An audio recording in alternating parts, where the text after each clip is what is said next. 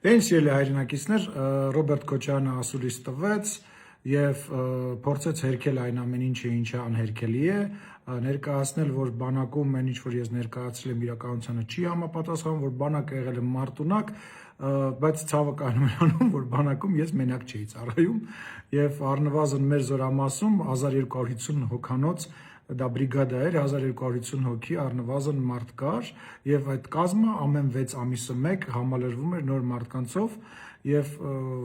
միակ տեղը չէր հոկտեմբերանի զորամասը, որտեղ ուտելիքի խնդիրներ կան։ Չանադառնամ, չմանանամ այդ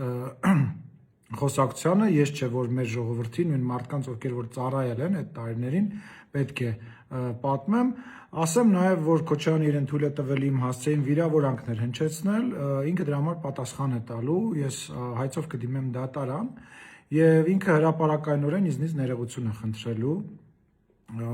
եւ այն գումարը, որ ինքը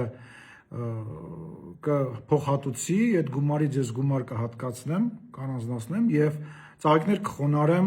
մարտի 1-ի հուշարձանի մոտ եւ հոկտեմբերի 27-ի հուշարձանի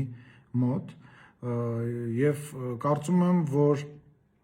Ռոբերտ Քոչարյանը մարդ, որ երբևիցե Հայաստանի Հանրապետությունում ընտրված չի եղել որևիցե պաշտոնի, իրավունք չունի որևիցե հայ մարդու, հայ ժողովրդի ներկայացուցիչի վիրավորի, առավել եւս ինձ, ես ի տարբերություն իրեն ընտրված պաշտոնյա եմ, եթե ինքը խնդիրներ ունի, որ ես ասում եմ, որ ինքը չի ընտրվել երբևիցե Հայաստանի Հանրապետությունում որևիցե բարձր պաշտոնի, կարող է դիմել դատարան, ես մեծ հաճույքով այդ դատական գործի մեջ կներքաշվեմ եւ մենք քննարկենք արդյոք Ռոբերտ Քոչարյանը